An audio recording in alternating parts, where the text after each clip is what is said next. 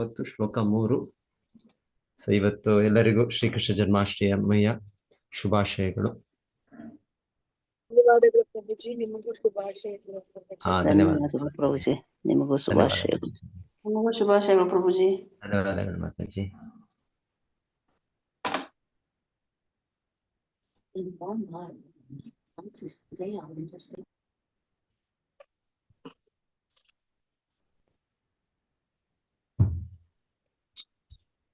ತದ್ದರ್ಶನೇನಾಗತ ಸಾಧ್ವಸಃ ಕ್ಷಿತಾ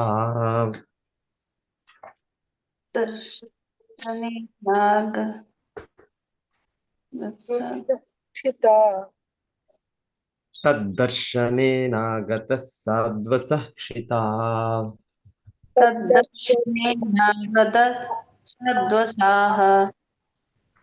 ಅವಂದತಾಂಗಂ ವಿನಮಯ್ಯ ದಂಡವತ್. ಅವವಂದತಾಂಗಂ ವಿನಮಯ್ಯ ದಂಡವತ್. ದೃಗ್ಭ್ಯಾಂ ಪ್ರಪಶ್ಯನ್ ಪ್ರಪಿಬನ್ ಇವಾರ್ಬಕಶ್.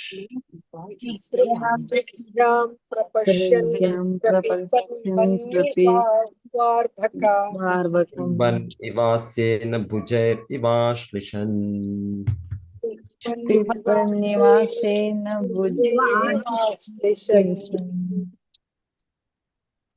ತದ್ದರ್ಶನೇನಾಗತ ಸಾಧ್ವಸಃ ಕ್ಷಿತಾ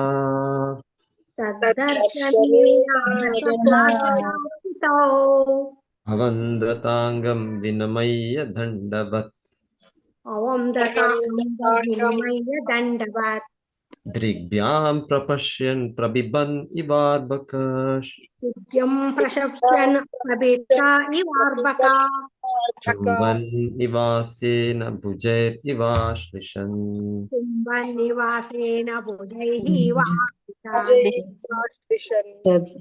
ಶ್ಲೋಕ ಓದಿ. ಶ್ಲೋಕ 3. ತದ್ದರ್ಶನೇನ ಆಗತ ಸ್ವಾದ ಸಾಕ್ಷಿತೌ ಆವಾದಂದಿತ ಅಂಗ ವಿನಿಮಯ್ಯ ದಂಡವತ್. ತುಭ್ಯಂ ಪ್ರಪಶ್ಯನ್ ಪ್ರಬಿಬಾನ್ ಇವ ಅರ್ಬಕ ಚುಂಬನ್ ಇವ ಅಸ್ತೇನ ಭುಜೈ ಇವ ಆಶ್ಲಿಷಾನ್. ಹರೇ ಕೃಷ್ಣ ಪ್ರಭುಜಿ. ಹರೇ ಕೃಷ್ಣ. ಯಾರಾದ್ರೂ ಓದ್ತೀರಾ?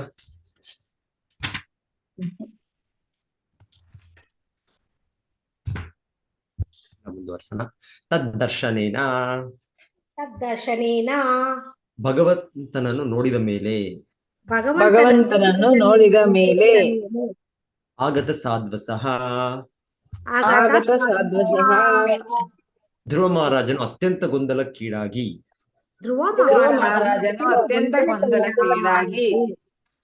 ಕ್ಷಿತೌ ನೆಲದ ಮೇಲೆ ಅವಂದತ ನಮಸ್ಕರಿಸಿದನು.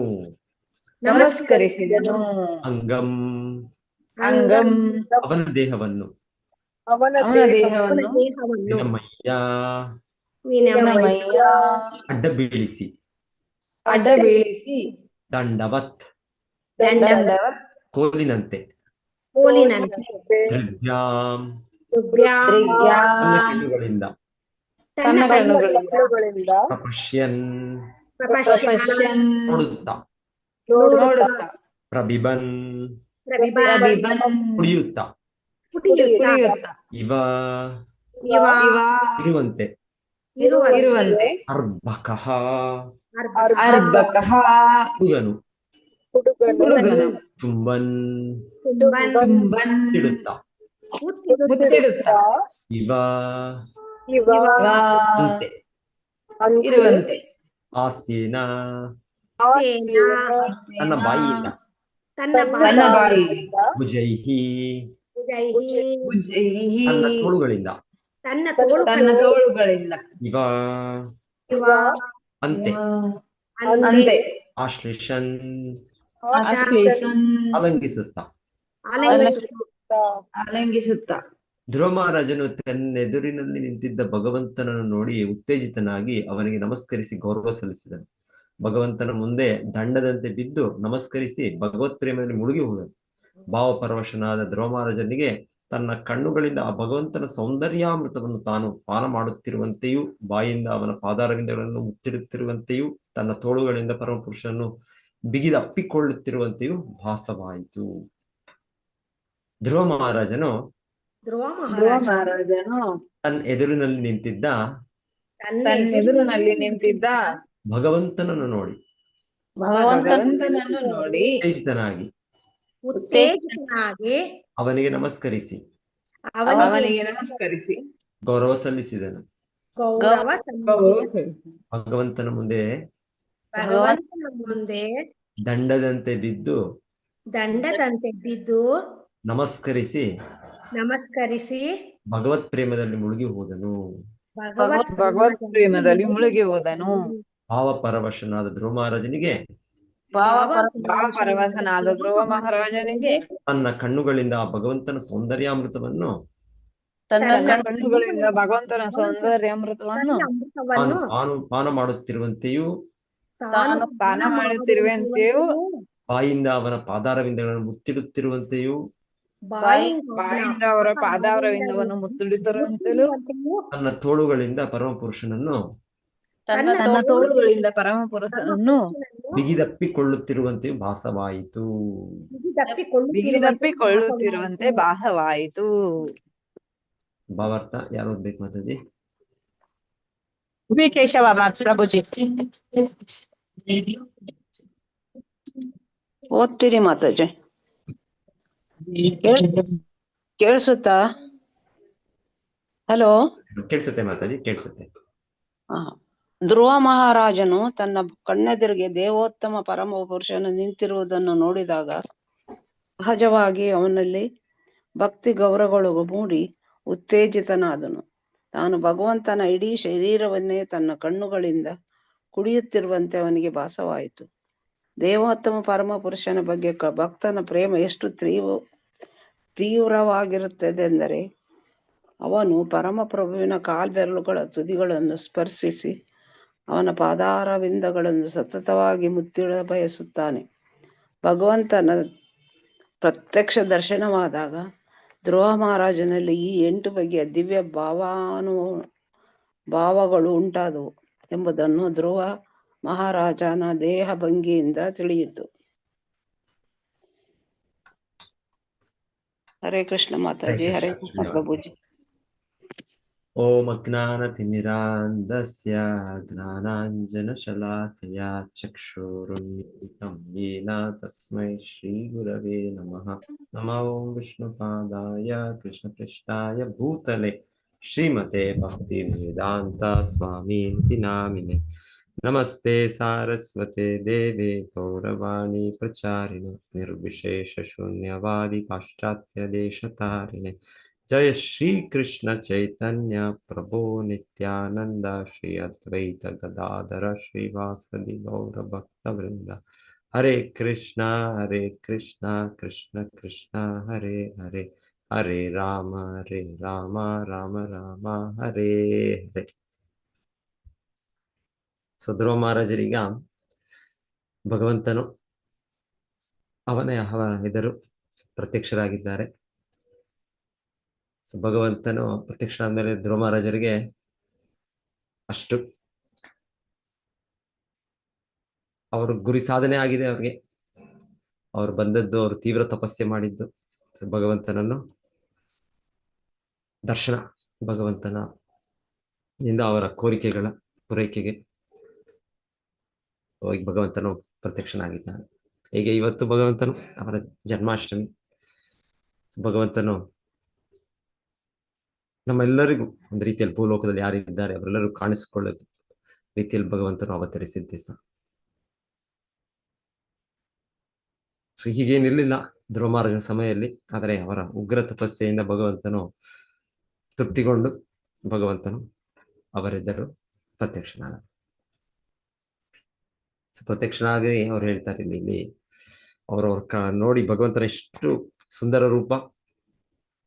ರೂಪ ಅಂದ್ರೆ ಕಣ್ಣುಗಳಿಗೆ ನೋಡ್ತಾನೆ ಇರ್ಬೇಕು ಅನ್ಸುತ್ತೆ.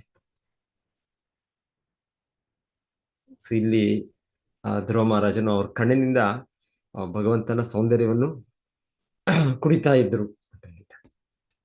ಆ ರೀತಿ ಹೇಗೆ ಏನೋ ತುಂಬಾ ಆಸೆ ಆಗೋದು ಪದಾರ್ಥ, ನಾವು ಅದನ್ನ ಸ್ವಲ್ಪ ತಗೊಳ್ತೇವೆ, ಓ ತುಂಬಾ ರುಚಿಕರವಾಗಿದೆ, ಇನ್ನು ಸ್ವಲ್ಪ ತಗೊಳ್ಳೋಣ, ಇನ್ನೊಂದು ಗ್ಲಾಸ್ ಕೊಡಿ, ಓ ತುಂಬಾ ಚೆನ್ನಾಗಿದೆ, ಇನ್ನೊಂದು ಲೋಟ ಕೊಡಿ. ಸೊ ಹಾಗೆ ನಮಗೆ ಕುಡಿಬೇಕು, ಇನ್ನೊಂದು ಆಸೆ ಆಗೋದು, ಜ್ಯೂಸು, ಇನ್ನೊಂದು ಪದಾರ್ಥ. ಹಾಗೆ ಹೇಳ್ತಾರೆ ಅವರು, ಕಣ್ಣಿನಿಂದ ಭಗವಂತನ ದಿವ್ಯ ಕಣ್ಣಿನಿಂದ ಭಗವಂತನ ಸೌಂದರ್ಯವನ್ನು ಅನುಭವಿಸ್ತಾ ಇದ್ದಾರೆ, ನೋಡ್ತಾ ಇದ್ದಾರೆ. ಸೊ ಹಾಗೆ ನಮಗೆ ತುಂಬಾ ಬಾಯಾರಿಕೆ ಆದಾಗ ಎಲ್ಲ ತುಂಬಾ ಇಷ್ಟವಾದಾಗ ನಾವು ಅದನ್ನ ಹೆಚ್ಚೆಚ್ಚು ಕುಡಿತೇವೆ. ಆ ರೀತಿಯಲ್ಲಿ ಇವರು ಕಣ್ಣಿನಿಂದ ಭಗವಂತನ ಸೌಂದರ್ಯವನ್ನು ಸವಿತಾ ಇದ್ದಾರೆ, ಅದನ್ನು ಅನುಭವಿಸ್ತಾ ಇದ್ದಾರೆ ಸತತವಾಗಿ. ಆಕ್ಚುಲಿ ಹೇಳ್ತಾರೆ ಹೀಗೆ ಗೋಪಿಕೆಯರು ಭಗವಂತನ ಆಪ್ತ ಭಕ್ತರು, ಉತ್ತಮ ಭಕ್ತರು, ಉತ್ತಮ. ಸೊ ಅವರು ಎಷ್ಟರ ಮಟ್ಟಿಗೆ ಭಗವಂತನ ಈ ಸೌಂದರ್ಯವನ್ನು ಅವರು ಅನುಭವಿಸ್ತಾರೆ ಅಂದ್ರೆ, ಹೇಳ್ತಾರೆ ಅವರು ಇದರಲ್ಲಿ ಬ್ರಹ್ಮದೇವರನ್ನ ಅವಹೇಳನ ಮಾಡ್ತಾರೆ. ಯಾಕೆಂದ್ರೆ ಈ ಭೌತಿಕ ಜಗತ್ತಿನಲ್ಲಿ ಈ ಕಣ್ಣುಗಳಿಗೆ ಒಂದು ನಿಯಮಗಳಂದ್ರೆ, ಈ ಕಣ್ಣುಗಳು ಸತತವಾಗಿ ಕಣ್ಣು ತೆಗೆದೇ ಇರಕ್ಕಾಗಲ್ಲ, ಕಣ್ಣನ್ನು ನಾವು ಮುಚ್ಚಬೇಕು. ಕಣ್ಣನ್ನು ಮುಚ್ಚಿದಾಗ ಅಲ್ಲಿ ಏನಿದೆ, ಅಲ್ಲಿ ನಮ್ಮ ಕಣ್ಣು ರೆಪ್ಪೆಗಳಲ್ಲಿ ಯಾವುದೋ ಒಂದು ಕೆಲವು ಇದಿದೆ, ಲ್ಯಾಕ್ರಿಮಲ್ ಗ್ಲ್ಯಾಂಡ್ಸ್ ಏನೋ ಕರೀತಾರೆ. ಸೊ ಅಲ್ಲಿರೋ ಅದು ಬೇರೆ, ಇನ್ನೊಂದು ಅದು ನಮಗೆ ಆ ನೀರನ್ನು ಸುರಿಸುತ್ತೆ, ನೀರನ್ನು ಇದು ಮಾಡಿ ಅದನ್ನು ಲೂಬ್ರಿಕೇಟ್ ಮಾಡುತ್ತೆ. ಲೂಬ್ರಿಕೇಟ್ ಅಂದ್ರೆ ಯಾವ ಮೆಷಿನ್ಗೆ ನಾವು ಅದಕ್ಕೆ ಆಯಿಲ್ ಹಾಕ್ಬೇಕು, ಎಣ್ಣೆ ಹಾಕ್ಬೇಕು, ಅದೇ ರೀತಿ ನಮ್ಮ ಕಣ್ಣು ಕೂಡ, ಅದು ಕಣ್ಣು ತೆಗೆದೇ ಇದ್ರೆ ಅದಕ್ಕೆ ಇನ್ನೊಂದು ಬರುತ್ತೆ, ಧೂಳು ಬೀಳುತ್ತೆ, ಇನ್ನೊಂದು. ಸೊ ಹಾಗೆ ಅಲ್ಲಿ ನೀರಿನ ಒಂದು ಅಂಶ ಬರ್ತಾ ಇರುತ್ತೆ, ಬರೋದ್ರಿಂದ ಅದೆಲ್ಲ ತೊಳೆದು ಹೋಗುತ್ತೆ, ಮತ್ತೆ ನೀರಿನ ಕಣ್ಣು ನಮಗೆ ಆರೋಗ್ಯವಾಗೂ ಇರುತ್ತೆ, ಮತ್ತೆ ಎಲ್ಲ ನೋಡಕ್ಕೂ ಆಗತ್ತೆ. ಸೊ ಈ ಭೌತಿಕ ಯಂತ್ರ ಇದು ನಮಗೆ ಬ್ರಹ್ಮದೇವರು ಸೃಷ್ಟಿ ಮಾಡಿದ್ರು. ಇಲ್ಲಾಂದ್ರೆ ಆತ್ಮಾಗೆ ಕಣ್ಣುಗಳಿದೆ ದಿವ್ಯ ದೇಹದಲ್ಲಿ. ಆದ್ರೆ ಭೌತಿಕ ಜಗತ್ತಿನಲ್ಲಿ ನಾವು ಬಂದಾಗ ನಮಗೆ ಈ ಭೌತಿಕ ದೇಹವನ್ನು ಪಡಿತೇವೆ. ಹಾಗೆ ಗೋಪಿಕೆಯರು ಹೇಳ್ತಾರಂತೆ, ಇದು ಎಂತ ಈ ಬ್ರಹ್ಮದೇವನಿಗೆ ಸೃಷ್ಟಿ ಮಾಡೋದು, ಈ ದೇಹಗಳನ್ನು ತಯಾರಿ ಮಾಡೋದು, ಅದನ್ನು ಇಷ್ಟೊಂದು ಅಪರಿಪೂರ್ಣತೆ ರೀತಿಯಲ್ಲಿ ಮಾಡಿದ್ದಾರೆ ಅಂತ ಅವರನ್ನು ಅವಹೇಳನ ಮಾಡ್ತಾರೆ. ಬ್ರಹ್ಮದೇವರು ದೊಡ್ಡ ಭಕ್ತರು, ಆದರೆ ಗೋಪಿಕೆಯರಿಂದ ಅವರು ಕೂಡ ಒಮ್ಮೊಮ್ಮೆ ಈ ತರ ಖಂಡನೆಯನ್ನು, ಅವರೊಂದು ಬೈಗಳನ್ನು ಅವರು ಸ್ವೀಕರಿಸಬೇಕಾಗತ್ತೆ. ಯಾಕಂದ್ರೆ ಗೋಪಿಕೆಯರಿಗೆ ಸತತವಾಗಿ ಕೃಷ್ಣನ ಸೌಂದರ್ಯವನ್ನು ಇದನ್ನು ಅನುಭವಿಸ್ಬೇಕು. ಏನೋ ಅಡಚಣೆ, ಈ ರೆಪ್ಪೆಗಳು ಕಣ್ಣು ಮುಚ್ಚಿದಾಗ ನಮ್ಗೆ ಗೊತ್ತಾಗಲ್ಲ. ಆಕ್ಚುಲಿ ನಾವು ನೋಡ್ತಾ ಇದ್ರೆ ಒಂದೇನೋ ನೋಡ್ತಾ ಇದ್ರೆ ರೆಪ್ಪೆಗಳು ಅದು ನಮ್ಗೆ ಬರ್ತಾ ಇದೆ ಅದು ಕೂಡ ಗೊತ್ತಾಗೋದಿಲ್ಲ. ನಾವು ಕಂಟಿನ್ಯೂಸ್ ಆಗಿ ನೋಡ್ತಾ ಇದೀವಿ ಅನ್ಕೊಳ್ತೇವೆ, ಸತತವಾಗಿ ನೋಡ್ತಾನೆ ಇದ್ದೀವಿ ಅನ್ಕೊಳ್ತೇವೆ. ನಮಗೇನು ಈ ರೆಪ್ಪೆಗಳು ಕಣ್ಣು ಮುಚ್ತಾ ಇದೆ ಅಂತ ಅನ್ಸೋದಿಲ್ಲ ನಮಗೆ. ಆದ್ರೆ ಆ ಒಂದು ಸ್ಪ್ಲಿಟ್ ಸೆಕೆಂಡ್, ಆ ಒಂದು ಅಣು ಸೆಕೆಂಡು ಕೂಡ ಅಷ್ಟು ಕೂಡ ಅವರು ತಡೆ ಇಲ್ಲದೆ ಕೃಷ್ಣನ ಸೌಂದರ್ಯವನ್ನು ಅವರು ನೋಡ್ಬೇಕು, ವೀಕ್ಷಿಸ್ಬೇಕು. ಇಲ್ಲಿ ಹೇಗೆ ಧ್ರುವ ಮಹಾರಾಜರು ಅದನ್ನ ಕಣ್ಣಿಂದ ಪಾನ ಮಾಡ್ತಾ ಇದ್ರು, ಆ ರೀತಿ ಗೋಪಿಕೆಯರು ಹೇಳುವಂತ ಮಾತು. ಸೊ ಕೃಷ್ಣನದು ಈ ತರ ಸೌಂದರ್ಯ ಇದು ಭೌತಿಕದಲ್ಲ, ಇದು ಆಧ್ಯಾತ್ಮಿಕ. ಕೃಷ್ಣ ಇಲ್ಲಿ ಬಂದಿರೋ ನಾರಾಯಣನು ಕೃಷ್ಣಿಗರ್ಭ. ಸೊ ಅವರ ದೇಹ ಆಧ್ಯಾತ್ಮಿಕವಾದ. ವೇಣಂ ವಣಂತಮರವಿಂದ ದಲಾಯತಾಕ್ಷಂ ಬರ್ಹಾವತಂ ಸಮಸಿತಾಂಬುದ ಸುಂದರಾಂಗಂ ಕಂದರ್ಪಕೋಟಿ ಕಮನೀಯ ವಿಶೇಷ ಶೋಭಂ ಗೋವಿಂದಮಾದಿ ಪುರುಷಂ ತಮಹಂ ಭಜಾಮಿ. ಸೊ ಕಂದರ್ಪ ಕೋಟಿ ಕಮನೀಯ ವಿಶೇಷ ಶೋಭಂ.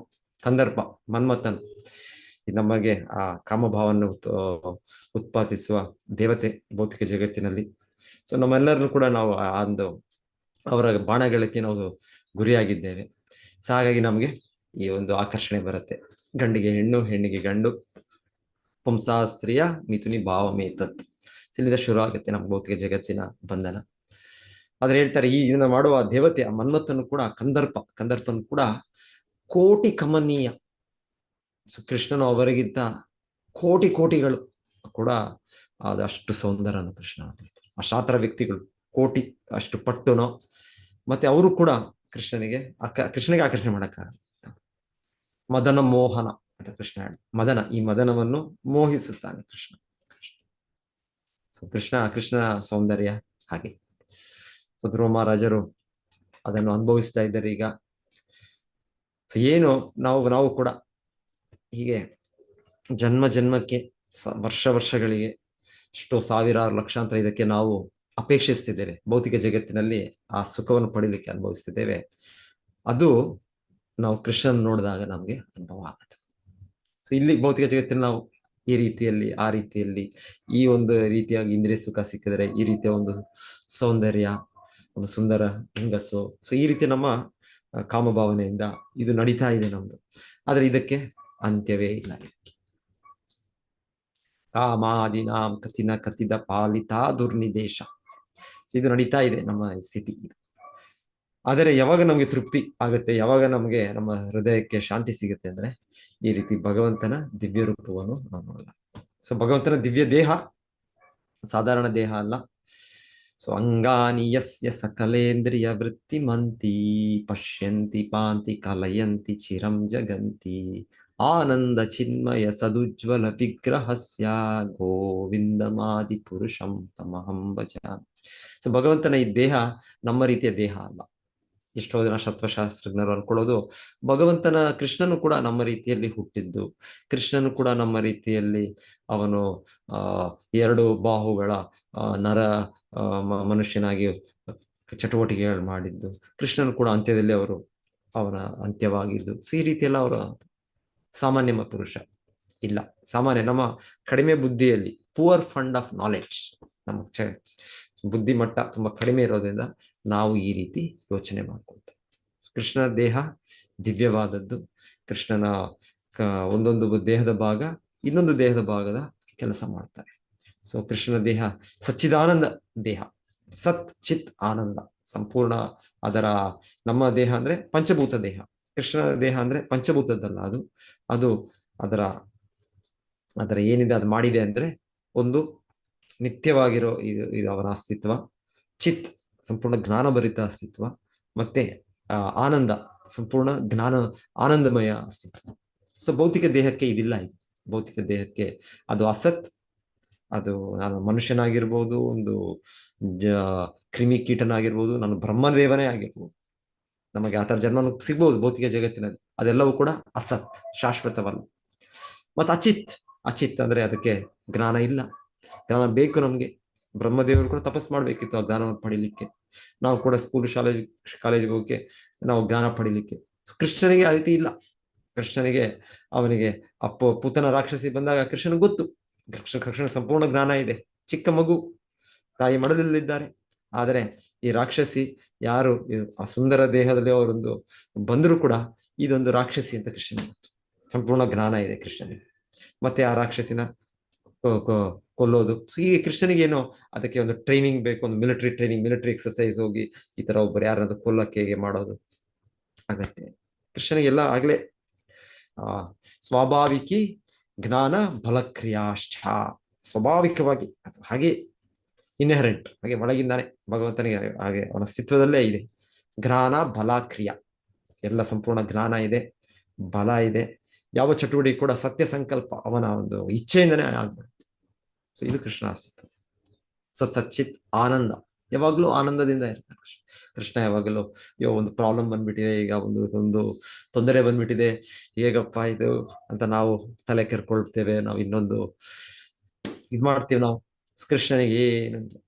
ಕೃಷ್ಣನಿಗೆ ಎಲ್ಲ ಏನೋ ಒಂದು ಚಿಂತೆ ಇಲ್ಲದೆ, ಏನು ಇಲ್ಲದೆ ಅವನ ಯಾವಾಗ್ಲೂ ಪರಮಾನಂದದಲ್ಲಿ ಇರ್ತಾನೆ. ಸೊ ಅವನ ಅಸ್ತಿತ್ವ ಅದು. ಸೊ ಕೃಷ್ಣನ ಇದನ್ನು ನಾವು ಅರ್ಥ ಮಾಡ್ಕೊಳ್ಳೋದ್ರಿಂದ ಕೃಷ್ಣ ಹೇಳ್ತಾನೆ ಜನ್ಮ ಕರ್ಮ ಚಮೆ ದಿವ್ಯಂ. ಕೃಷ್ಣನ ಏನು ಜನ್ಮ, ಅವನ ಜನನ ಮತ್ತೆ ಅವನ ದಿವ್ಯ ಚಟುವಟಿಕೆಗಳು ನಾವು ಅರ್ಥ ಮಾಡ್ಕೊಂಡ್ರೆ ಸಾಕು. ಆ ದಿವ್ಯವಾದದ್ದು, ಸಾಮಾನ್ಯ ಚಟುವಟಿಕೆಗಳಲ್ಲ. ಈ ಎರಡು, ಕೃಷ್ಣ ಜನನ, ಕೃಷ್ಣ ಚಟುವಟಿಕೆಗಳು. ಕೃಷ್ಣ ಹಲವು ಚಟುವಟಿಕೆಗಳು ಅವನ ಹಲವು ಅವತಾರಗಳಲ್ಲಾಗ್ಬೋದು, ಇಲ್ಲ ಕೃಷ್ಣನಾಗಿ ಬಂದಾಗ್ಬೋದು. ನಾವು ಅರ್ಥ ಮಾಡ್ಕೊಂಡಾದ್ರೆ ಆಯ್ತು, ನಮಗೆ ಪುನರ್ಜನ್ಮ ನೈತಿ. ಸೊ ಕೃಷ್ಣ ಹೇಳ್ತಾನೆ ನಮಗೆ ಮತ್ತೆ ನಾವು ಈ ಭೌತಿಕ ಜಗತ್ತಿನಲ್ಲಿ ಜನನವನ್ನು ಈ ಕರ್ಮ ಚಕ್ರದಲ್ಲಿ ನಾವು ಒಳಗಾಗುವುದಿಲ್ಲ. ಜನ್ಮ ಕರ್ಮ ಚಮೇ ದಿವ್ಯಂ ಏವಂ ಯೋ ವೇತ್ತಿ ತತ್ವತಃ ತ್ಯಕ್ವಾ ದೇಹಂ ಪುನರ್ಜನ್ಮ ನೈತಿ ಮಾಮೇತಿ ಸೋ ಅರ್ಜುನ.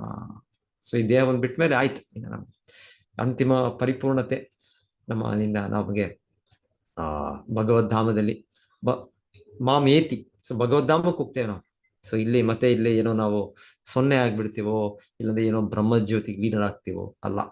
ನಮಗೆ ದಿವ್ಯವಾದ ಶರೀರದಲ್ಲಿ ನಿತ್ಯವಾಗಿ ಕೃಷ್ಣ ಪ್ರೇಮಯುತ ಭಕ್ತಿ ಸೇವೆಯಲ್ಲಿ ಆನಂದದಿಂದ ತೊಡಗಲಿಕ್ಕೆ ನಮಗೆ ಸಾಧ್ಯ ಆಗುತ್ತೆ. ಸೊ ಕೃಷ್ಣ ಜನನ ಈ ದಿವಸ ಕೃಷ್ಣನು ಅವತರಿಸಿ ಜನಿಸಿದ್ದು ಜನ್ಮ ತಾಳಿದ್ದು ಸುಮಾರು 5,000 ವರ್ಷಗಳ ಹಿಂದೆ ಈ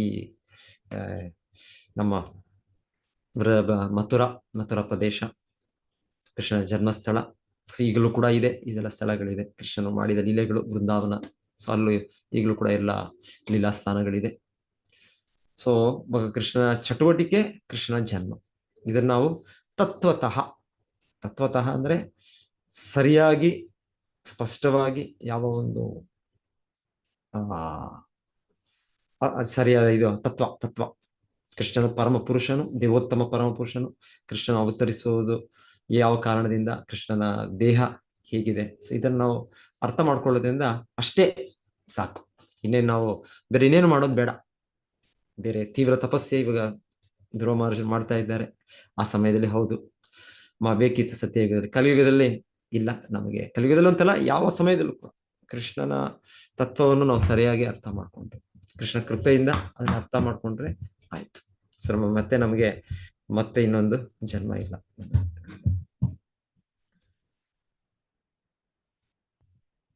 ಸೊ ಕೃಷ್ಣ ಅವತ್ತಿಗೆ ಹೇಗೆ ನಾನು ಯೋಚನೆ ಮಾಡ್ತಾ ಇದ್ದೆ, ಇಲ್ಲಿ ಧ್ರುವ ಮಹಾರಾಜರು ಕೃಷ್ಣನ ನೋಡಿದ್ಮೇಲೆ ಅವರು ಅಷ್ಟು ಆನಂದದಿಂದ ಅವರ ದೇಹದಲ್ಲಿ ಅದು ಷಡ್ವಿಕಾರ, ಆ ದಿವ್ಯ ಸುಖದ ಅನುಭವ ಆಯ್ತು.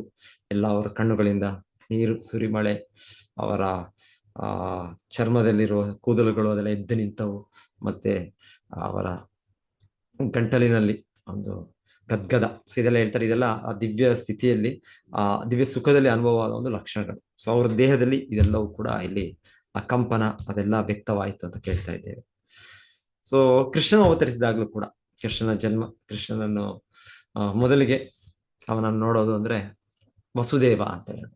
ಕೃಷ್ಣನ ಜನ್ಮ ಆದ್ಮೇಲೆ ಅವ್ರ ತಾಯಿ ಯಶೋದೆ ಕೂಡ, ತಾಯಿ ಮಗು ಆಯ್ತು ಅಂತ ಗೊತ್ತು, ಆದ್ರೆ ಎಷ್ಟೊಂದು ಹೇಳ್ತಾರೆ, ಒಂದು ಹೆರಿಗೆ, ಒಂದು ನೋವೋ ಏನೋ ಹಾಗೆ, ಭಗವಂತನ ದಿವ್ಯ ಲೀಲೆ.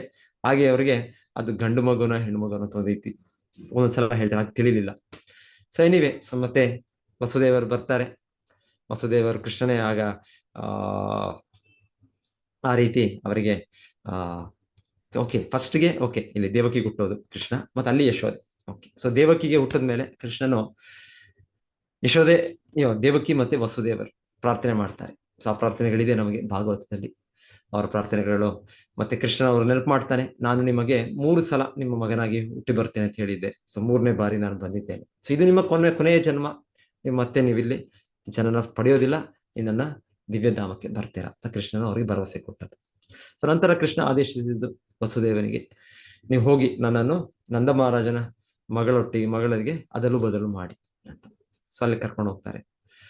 ಸೊ ಮೊದಲಿಗೆ ದೇವಕಿ ವಸುದೇವರಿಗೆ ದರ್ಶನ, ಮತ್ತೆ ದೇವಕಿಯವರು ವಸುದೇವ ನೋಡಿದ ತಕ್ಷಣವೇ ಅವರು ಭಗವಂತನಿಗೆ ದಿವ್ಯ ಪ್ರಾರ್ಥನೆ ಮಾಡ್ತಾರೆ. ದಿವ್ಯ ಪ್ರಾರ್ಥನೆ ಅದಿದೆ ನಮಗೆ ಭಾಗವತದಲ್ಲಿ, ಪರಮ ಪುರುಷನು, ದೇವೋತ್ತಮನು. ಭಗವಂತನು ಆ ರೀತಿ 4 ಕೈಗಳ ರೂಪದ ನಾರಾಯಣ ರೂಪನು ಕೂಡ ತೋರಿಸ್ತಾನೆ. ಮತ್ತೆ ಚಿಕ್ಕ ಮಗು ಆಗ್ಬೇಕು ಕೃಷ್ಣ. ಮತ್ತೆ ಕೃಷ್ಣನನ್ನು ವಸುದೇವರು ಕರೆದುಕೊಂಡು ಹೋಗ್ತಾರೆ.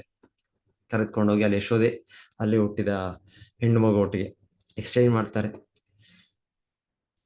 ಮತ್ತೆ ಮರುದಿವಸ ಅಂದ್ರೆ ಅದು ಮಧ್ಯರಾತ್ರಿ 12 ಗಂಟೆ ಕಾಲ ಆಗಿದ್ದದು. ಮತ್ತೆ ಮರುದಿವಸ ಬೆಳಿಗ್ಗೆ ಸಮಯದಲ್ಲೇ ಈ ಒಂದು ಸುದ್ದಿ ಎಲ್ಲ ವೃಂದಾವನ ವಾಸಿಗಳಿಗೆ ಗೊತ್ತಾಗಿ ಅಲ್ಲಿ ನಂದ ಮಹಾರಾಜರು ಒಂದು ಇದು ಮಾಡ್ತಾರೆ. ನಂದೋತ್ಸವ ಅಂತ ಕರೀತಾರೆ ಇದನ್ನ. ಸೊ ನಾಳೆ ನಂದೋತ್ಸವ. ಸೊ ನಮ್ಮ ಸಂಸ್ಥಾಪಕ ಆಚಾರ್ಯರು ಶ್ರೀಲ ಪ್ರಭುಪಾದರು, ಸೊ ಅವರ ಜನ್ಮದಿನ ನಾಳೆ.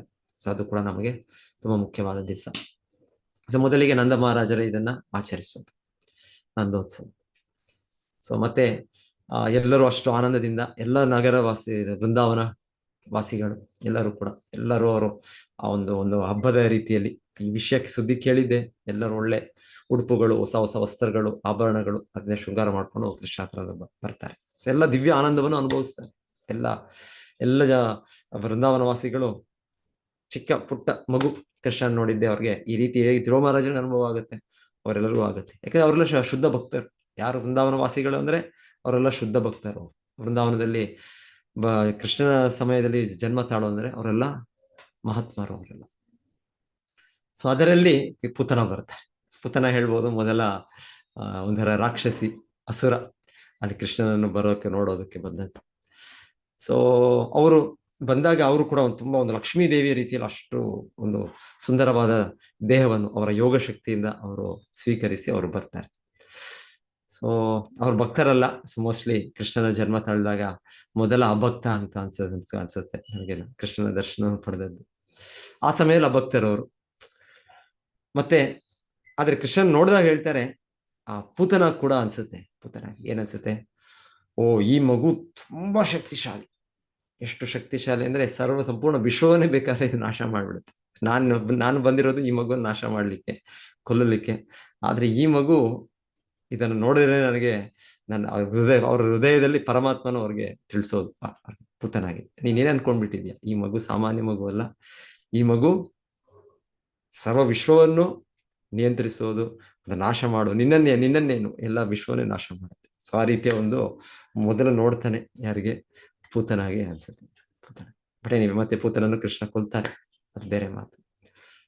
ಸೊ ಹೀಗೆ ಕೃಷ್ಣ ಲೀಲೆ ಮುಂದುವರಿಯುತ್ತೆ. ಒಂದೊಂದು ಅಸುರರು ಬರ್ತಾರೆ, ಬೃಂದಾವನವಾಸಿಗಳೇ ಇರ್ತಾರೆ. ಸೊ ಎಲ್ಲ ಭಕ್ತರೆ ಕೃಷ್ಣ ಸುತ್ತು ಇರೋದು, ದಿವ್ಯ ಆನಂದವನ್ನು ಅನುಭವಿಸ್ತಾರೆ. ಆದರೂ ಕೃಷ್ಣನ ದಿವ್ಯ ಲೀಲೆಗಳಲ್ಲಿ ಒಬ್ಬೊಬ್ಬರು ಕಂಸನು ಪ್ರತಿ ದಿವಸ ಒಬ್ಬ ಅಸುರನ್ನು ಕಳಿಸ್ತಾ ಇರ್ತಾನೆ. ಪ್ರತಿ ದಿವಸ ಅಂತ ಹೇಳ್ತಾರೆ, ಪ್ರತಿ ದಿವಸ ಆಲ್ಮೋಸ್ಟ್. ನಮಗೆ ಕೆಲವೇ ಇದು ಮುಖ್ಯ ಇದು ಕೊಟ್ಟಿದ್ದಾರೆ ಭಾಗವತದಲ್ಲಿ, ಅದು ಬಿಟ್ರೆ ಆದರೆ ಅದು ಸತತವಾಗಿ ಇನ್ನ ಎಷ್ಟೋ ಅಸುರರು ಕಂಸ ಕಳಿಸ್ತಾ ಇರ್ತಾರೆ. ಪ್ರತಿದಿನ ಅವರ ಚಿಂತನೆ ಅದೇ ಇರುತ್ತೆ, ಕೃಷ್ಣನ ಹೇಗೆ ಕೊಲ್ಲೋದು. ಕೃಷ್ಣನ ನೋಡಿಲ್ಲ ಇನ್ನ ಯಾರು ಕಂಸ ನೋಡೋದು ಇನ್ನು 14-15 ವರ್ಷ ನಂತರ.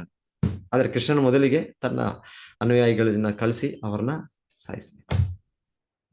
ಸೊ ಈಗ ಒಬ್ಬರು ಒಂದೊಂದ್ ದಿವಸನೋ ಪ್ರತಿ ದಿವಸನೋ ಬರ್ತಾ ಇರ್ತಾರೆ ಅಸುರರೆಲ್ಲ, ಅವರು ಅಂತ್ಯ ಅವ್ರ ಮರಣ ಆಗ್ತಾ ಇರುತ್ತೆ. ಆದರೂ ಕೃಷ್ಣನ ನೋಡಿ ಅವರು ಅಂತ್ಯ ಆಗೋದ್ರಿಂದ ಅವರೆಲ್ಲರೂ ಕೂಡ ಭಗವದ್ಧಾಮನೆ ಸೇರ್ಕೊಳ್ತಾರೆ.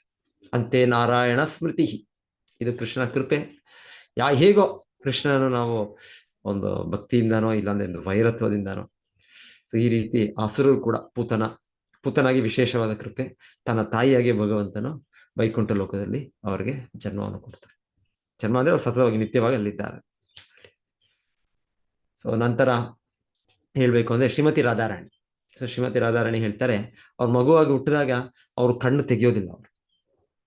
ಅವ್ರ ತಂದೆಗೆ ಅವ್ರಿಗೆ ಸಿಕ್ಕಿದಾಗ ಮಗು ವೃಷಭಾನು ರಾಜರಿಗೆ, ಅವ್ರ ನಂದ ಮಹಾರಾಜರ ಸ್ನೇಹಿತರು ಅಲ್ಲಿ ಬರ್ಸಾನ, ಅಲ್ಲಿ ಹತ್ತಿರದ ಇದರಲ್ಲಿ ಅವರ ಅರಮನೆಯ ಹಾಗೆಲ್ಲ. ಸೊ ಅವರಿಗೆ ಮಕ್ಕಳಿರೋದಿಲ್ಲ. ಇಲ್ಲಿ ಮಗು ಸಿಗುತ್ತೆ ಒಂದು ಇದರಲ್ಲಿ, ಒಂದು ಸರೋವರದಲ್ಲೋ ಇಲ್ಲ ಯಮುನಾ ಇದರೆಲ್ಲ ಸಿಗುತ್ತೆ. ಆದ್ರೆ ಮಗು ಇಷ್ಟು ಸುಂದರ ಮಗು, ಆದರೆ ಕಣ್ಣು ಮಾತ್ರ ತೆಗೆಯೋದಿಲ್ಲ. ಸೊ ಎನಿವೆ ಅವ್ರ ಕೀರ್ತಿದ ಅವ್ರ ತಾಯಿ ಮತ್ತೆ ವೃಷಭಾನು ಅವರ ಸಹತಾ ಇರ್ತಾರೆ. ಮತ್ತೆ ಹೇಳ್ತಾರೆ ಆಲ್ಮೋಸ್ಟ್ 1 year ಇರ್ಬೇಕನ್ಸುತ್ತೆ, 1 ವರ್ಷ ಇದ್ದಾನೆ. ಕೃಷ್ಣನನ್ನ ನಂದ ಮಹಾರಾಜರು ಮತ್ತೆ ಯಶೋದೆ ಅವ್ರು ಕರ್ಕೊಂಡು ಹೋಗ್ತಾರೆ ಇಲ್ಲಿ ವೃಷಭಾನು ಇರೋ ಕಡೆಗೆ. ಅಲ್ಲಿ ಕರ್ಕೊಂಡು ಹೋದಾಗ ಅಲ್ಲಿ ಕೃಷ್ಣ ಚಿಕ್ಕ ಪುಟ್ಟ ಮಗು, 1 ವರ್ಷ ಇರ್ಬೇಕು ಆ ಟೈಮಲ್ಲಿ ಕೃಷ್ಣನಿಗೆ. ಕೃಷ್ಣ ಶ್ರೀಮತಿ ರಾಧಾರಾಣಿ ಅವರು ಕೂಡ ಮಗುವಾಗಿ ಅವ್ರ ತೊಟ್ಟಿಲಲ್ಲಿರೋದು. ಸೊ ಕೃಷ್ಣನು ಬಂದದ್ದು ಅವ್ರಿಗೆ ಪರಿಮಳದಿಂದಾನೇ ಗೊತ್ತು. ಅವರ ದೇಹ ಕೂಡ ಆಧ್ಯಾತ್ಮಿಕ ದೇಹ ಶ್ರೀಮತಿ ರಾಧಾರಾಣಿ ಅವರು. ಆದ್ರೆ ಬಟ್ ಸ್ಟಿಲ್ ಅವರ ಕಣ್ಣುಗಳು ಮುಚ್ಚಿದೆ. ಸೊ ಹಾಗೆ ಅಲ್ಲಿ ಅವರ ಮೂಗಿನಿಂದ ಒಂದು ಕೃಷ್ಣನ ದೇಹದ ದಿವ್ಯ ಸುಗಂಧ. ಸೊ ಅದನ್ನು ನೋಡಿದ್ಮೇಲೆ ಅವರು ಮೊದಲು ಅವರ ದಿವ್ಯ ಕಣ್ಣುಗಳನ್ನು ಬಿಡ್ತಾರೆ, ಕೃಷ್ಣನು ನೋಡ್ತಾರೆ. ಸೊ ಎನಿವೆ ಇದು ಶ್ರೀಮತಿ ರಾಧಾರಾಣಿ ಅವರ ದಿವ್ಯ ಲೀಲೆ ಇಲ್ಲಿ. ಸೊ ಇದೇ ರೀತಿಯಲ್ಲಿ ಹೀಗೆ ಕೃಷ್ಣನ ಲೀಲೆಗಳು ಬೃಂದಾವನದಲ್ಲಿ ನಡೆಯುತ್ತೆ, ಹಲವು ಲೀಲೆಗಳು ನಡೆಯುತ್ತೆ. ನಂತರ ಕಂಸನೇ ಕೊನೆಗೆ ಸಾಕಾಯ್ತು, ನಾನು ಎಷ್ಟು ಜನನ ಕಳ್ಸಿದ್ರು ಕೂಡ ಅವರು ಮತ್ತೆ ವಾಪಸ್ ಬರ್ತಾ ಇಲ್ಲ, ಎಲ್ಲರೂ ಕೂಡ ಸಾವನ್ನಪ್ತಾ ಇದ್ದಾರೆ. ಸೊ ಕಂಸ ಒಂದು ಪ್ಲಾನ್ ಮಾಡಿ, ಕೃಷ್ಣನೇ ಇಲ್ಲಿ ಬರ್ಲಿ, ಕೃಷ್ಣನೇ ಇಲ್ಲಿ ನನ್ನ ಮಥುರಾ, ನನ್ನ ಇದರಲ್ಲಿ ಸಾಮ್ರಾಜ್ಯಕ್ಕೆ ನನ್ನ ರಾಜಧಾನಿ ಇಲ್ಲಿ ಬರ್ಲಿ, ಇಲ್ಲಿ ಅವನನ್ನ ಕೊಲ್ಲೋಣ ಅಂತ ಅವರು ನಿಶ್ಚಯ ಮಾಡಿ ಅವರು ಯಾರನ್ನು ಕಳಿಸ್ತಾರೆ, ಕಂಸ ಕೃಷ್ಣನನ್ನು ಕರ್ಕೊಂಡ್ ಬರ್ಲಿಕ್ಕೆ.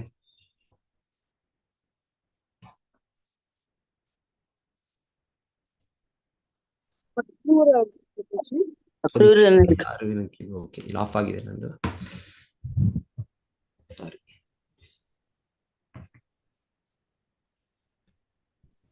ಓಕೆ, ಕಂಸ ಯಾರನ್ನು ಕಳಿಸ್ತಾರೆ? ಕೃಷ್ಣನನ್ನು ಬೃಂದಾವನದ ಮಥುರಾ ಕರ್ಕೊಂಡು ಅಕ್ರೂರ ಅಕ್ರೂರನ್ನೇ ಕಳಿಸ್ತಾರೆ ಅಲ್ವಾ? ಅಕ್ರೂರ. ಸೊ ಅಕ್ರೂರನ್ನು ಕಳಿಸ್ತಾರೆ. ಸೊ ಅಕ್ರೂರನ್ನು ಹೇಳ್ತಾರೆ ಅವ್ರಿಗೆ ಕಂಸ ಯಾಕೆ ಕಳಿಸಿದಾನೆ ಗೊತ್ತು, ಯಾಕೆ ಆ ಕಾರಣದಿಂದ ಕಳಿಸಿದಾನೆ ಅಂತ. ಕೃಷ್ಣನ ಕರೆದುಕೊಂಡು ಬಂದು ಎಲ್ಲವನ್ನ ಸಾಯಿಸ್ಬೇಕು ಅಂತ. ಆದರೆ ಕಂಸನ ನನಗೆ ಅವಕಾಶ ಸಿಗ್ತಾ ಇದೆ ಕೃಷ್ಣನ ನೋಡಕ್ಕೆ ಅಂತ ಅಕ್ರೂರರು ಹೋಗ್ತಾರೆ. ಸೊ ಕೃಷ್ಣನು ಅಕ್ರೂರನು ಅವರ ವಿವರಣೆ ಇದೆ. ಅವರು ವೃಂದಾವನ ಪ್ರವೇಶ ಮಾಡೋವಾಗ ಮುಂಚೆನು ಸಂಪೂರ್ಣ ಅವ್ರು ಇವಾಗ ಶುದ್ಧ ಭಕ್ತರು, ಕೃಷ್ಣನ ಧ್ಯಾನದಲ್ಲೇ, ಕೃಷ್ಣ ಸಮಾಧಿಯಲ್ಲೇ ಇರ್ತಾರೆ ಅವರು. ಸೊ ಅವರು ಕೃಷ್ಣನಿಗೆ ಪ್ರಾರ್ಥನೆ ಮಾಡ್ಕೊಂಡು ಹೋಗ್ತಾರೆ. ಸೊ ಅಕ್ರೂರರು ಕೃಷ್ಣನಿಗೆ ಪ್ರಾರ್ಥನೆ ಅರ್ಪಿಸೋದ್ರಲ್ಲಿ ಅವರ ಮಾದರಿ ನಮಗೆ. ಸೊ ಹೇಳ್ತಾರೆ ನಾವು ಕೂಡ ವೃಂದಾವನಕ್ಕೆ ಹೋಗ್ಬೇಕು, ಕೃಷ್ಣ ದಿವ್ಯಧಾಮಕ್ಕೆ ಹೋಗ್ಬೇಕು ಅಂದ್ರೆ ಅಕ್ರೂರನ ರೀತಿಯಲ್ಲಿ ಹೋಗ್ಬೇಕು. ಕೃಷ್ಣನನ್ನು ಪ್ರಾರ್ಥನೆ ಮಾಡ್ತಾ ಸದಾ ನಾವು ಅವನ ಜಪ, ಅವನ ನಾಮವನ್ನು ಇಲ್ಲಾಂದ್ರೆ ಅವನ ಶ್ರವಣ ಮಾಡ್ತಾ ಆ ರೀತಿಯಲ್ಲಿ ಹೋಗ್ಬೇಕು.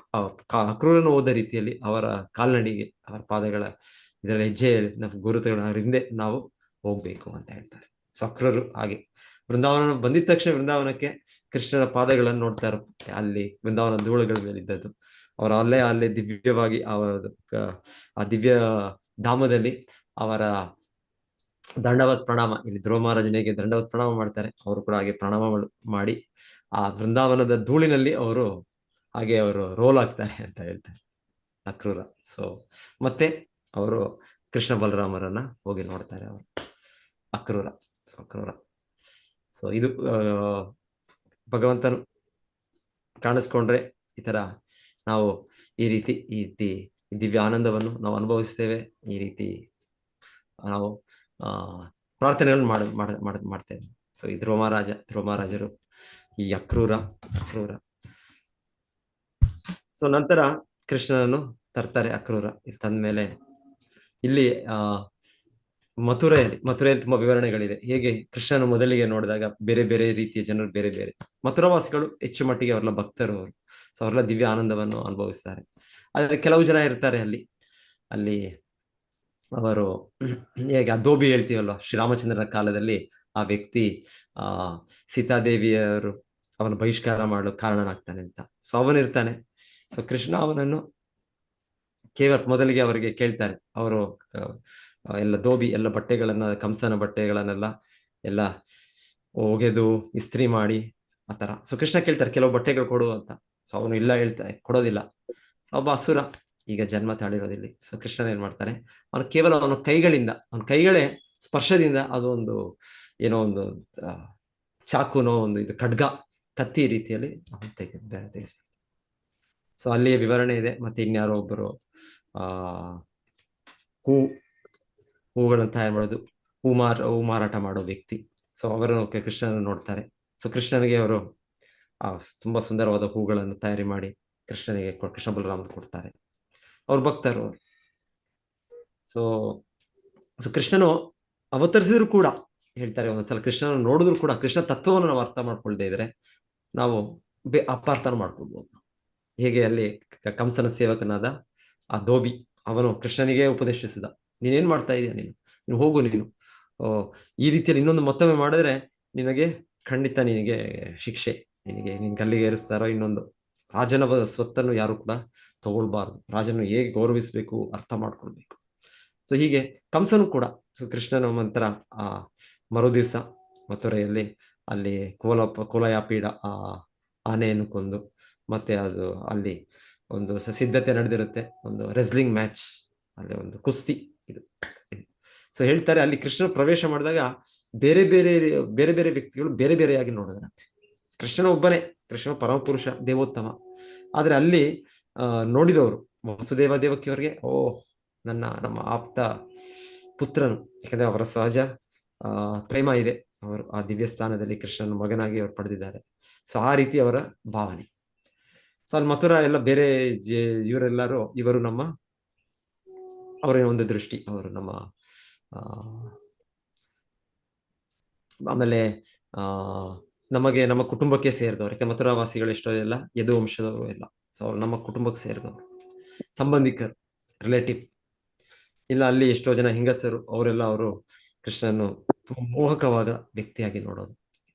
ಆದ್ರೆ ಕಂಸನು ನೋಡಿದ್ದು ಯಾವ ರೀತಿಯಲ್ಲಿ ಅಂದ್ರೆ ಹೇಳ್ತಾರೆ, ಡೆತ್ ಪರ್ಸಾನಿಫೈಡ್. ಡೆತ್ ಅಂದ್ರೆ ಸಾವು, ಸಾವಿನ ಸ್ವರೂಪ ಅಂತ ಹೇಳ್ತಾರೆ. ಓ, ಈ ವ್ಯಕ್ತಿ ನನಗೆ ಸಾವೇ ಬಂತು ನನಗೆ ಅಂತ.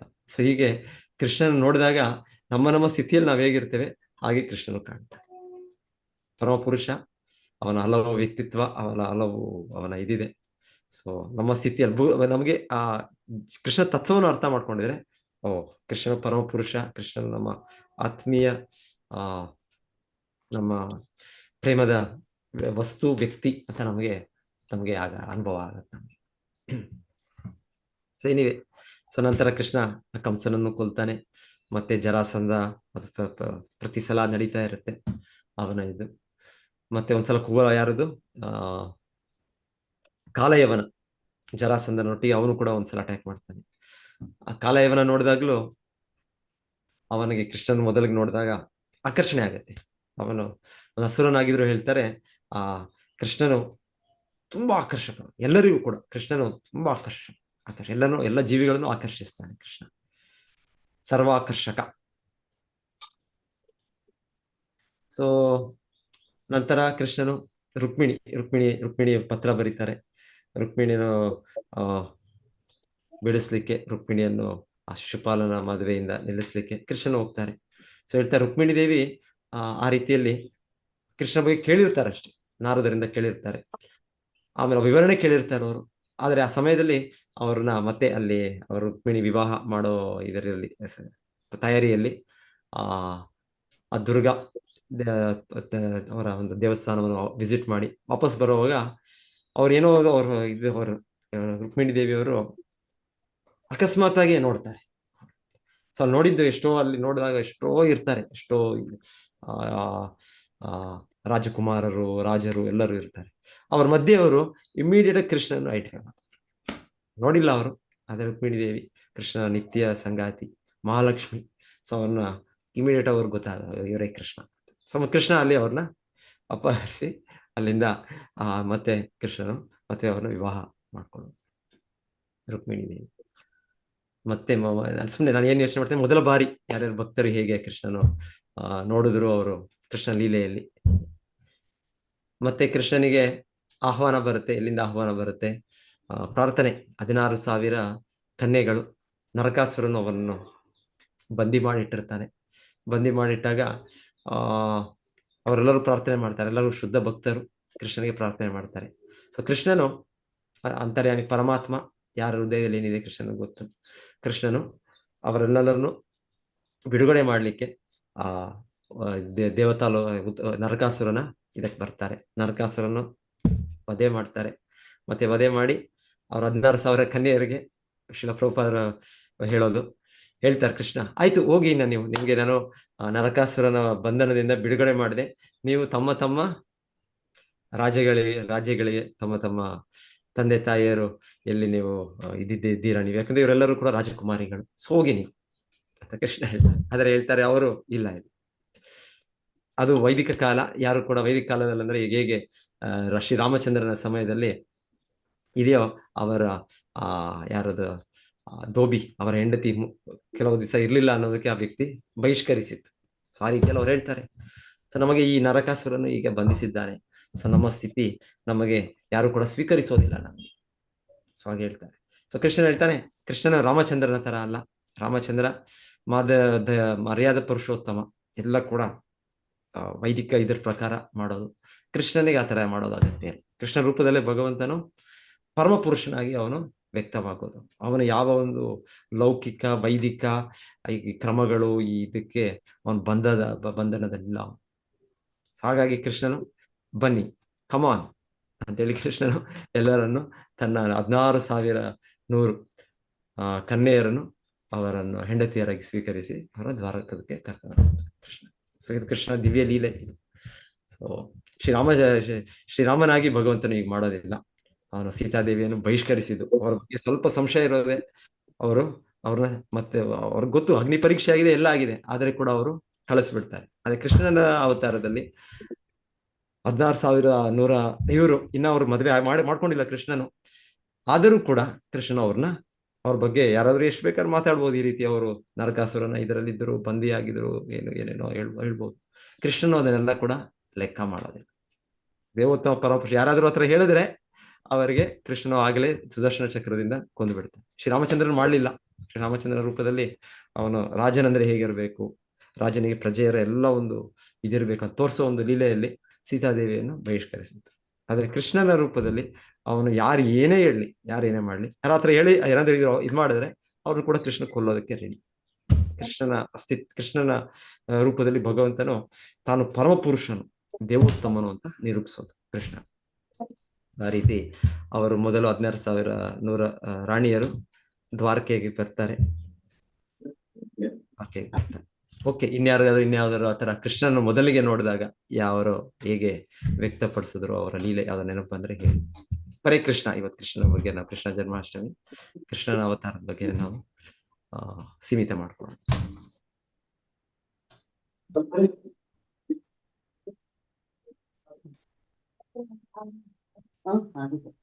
ಇದು ಏನೋ ಅವಳಿಗೆ ತೋರಿಸ್ತೀನಿ ನೋಡು. ಕೇಳ್ತಾ ಇಲ್ಲ ಮತ್ತೆ ನನಗೆ ಸ್ವಲ್ಪ ಇದೆ ವಾಲ್ಯೂಮ್. ಹೇಳಿ ಮತ್ತೆ.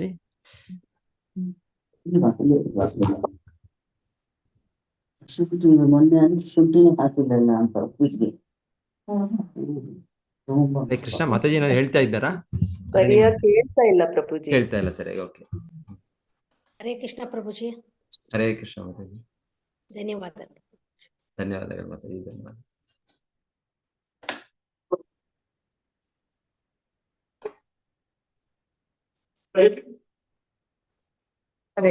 ಹರೇ ಕೃಷ್ಣ ಪ್ರಭುಜಿ. ಹರೇ ಕೃಷ್ಣ ಮಾತಾಜಿ. ಹರೇ ಕೃಷ್ಣ. ಹರೇ ಕೃಷ್ಣ. ಹರೇ ಕೃಷ್ಣ ಪ್ರಭುಜಿ, ಧನ್ಯವಾದಗಳು. ಹರೇ ಕೃಷ್ಣ. ಹರೇ ಕೃಷ್ಣ.